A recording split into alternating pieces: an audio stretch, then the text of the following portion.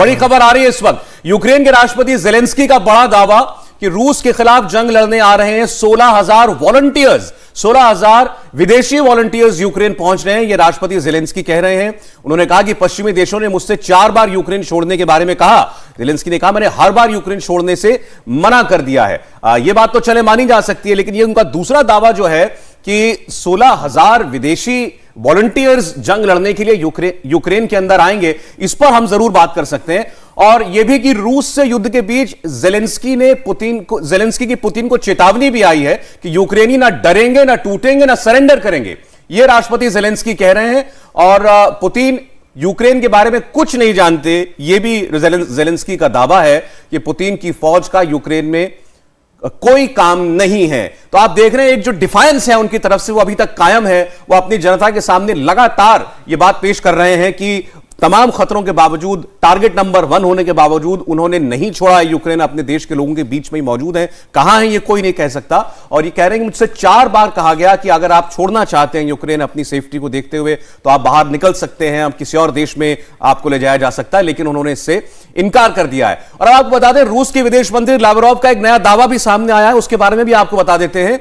रूस के विदेश मंत्री लावरोव वो ये कह रहे हैं,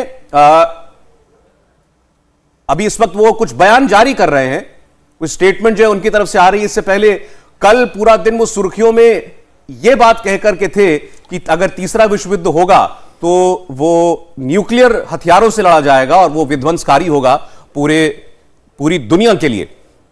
तो ज़ेलेंस्की का दावा कि मैंने यूक्रेन नहीं छोड़ा।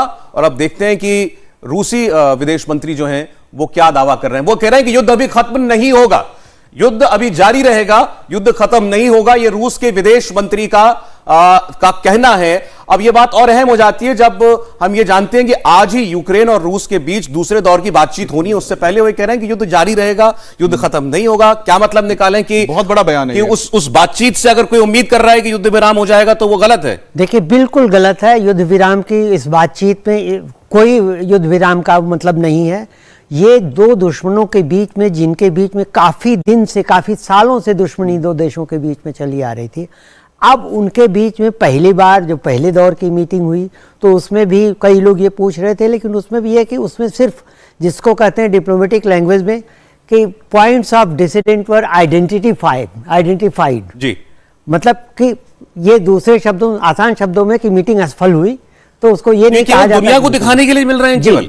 जी, और यह है कि थोड़ा सा आइस ब्रेकिंग का वो उसमें है, हो सकता है आगे हो, लेकिन पुतिन के पक्ष में बिल्कुल नहीं है कि वो युद्ध विराम की बात अभी करें। पुतिन हमें देखिए दोनों देशों का ये भी कह रहे हैं कि यूक्रेन को हमारी सारी शर्तें माननी पड़ेंगी। हाँ, शर्त आपने कहा आइस ब्रेकिंग, दो वो तो अड़े हुए हैं। नहीं, देखिए वही मैं कह रहा हूं कि पुतिन का या रूस की प्राथमिकता ये है कि जो वार्तालाप है उसको कितना भी धीरे धीरे करके देर करके टेबल पे सर ये ऑप्शन दिया यूक्रेन को, या तुम हमारी बात मानो तभी हम लड़ाई बंद करेंगे, दूसरा ऑप्शन आपके पास नहीं है। नहीं, एक और इंपॉर्टेंट लाइन वो कह रहे हैं हमने तो बड़ी कम शर्तें रखी हैं। आखिरी शर्त तो यही थी कि ज़ेलेंस्की छोड़ दें, और डिमोनेटाइजेशन वो नहीं कर रहे। तो अब देखिए क्या कि रूस तो ये दिखाएगा, रूस की ये प्राथमिकता रहेगी कि वार्ता जितनी लंबी खींचती है, खींच सकते हैं खींचें, क्योंकि तब तक हम अपनी कार्रवाई पूरी कर लेंगे या इस स्थिति में आ जाएंगे कि वहां हम एक पोजीशन ऑफ स्ट्रेंथ से नेगोशिएट कर सकते हैं। और जिनकी यूक्रेन की ये है कि वार्ता जल्दी हो, खत्म हो, और इसके पहले एक बार सर, चूंकि ये रूस के विदेश मंत्री का अभी ताजा बयान आया है बातचीत वाले दिन कि युद्ध खत्म नहीं होगा। जेके त्रिपाठी जी हमारे साथ हैं, बड़े सीनियर राजनयिक हैं, उनका ये साफ मानना है कि कोई उम्मीद आप वार्ता से मत रखिए कि इससे कोई युद्ध विराम या सीज फायर होगा।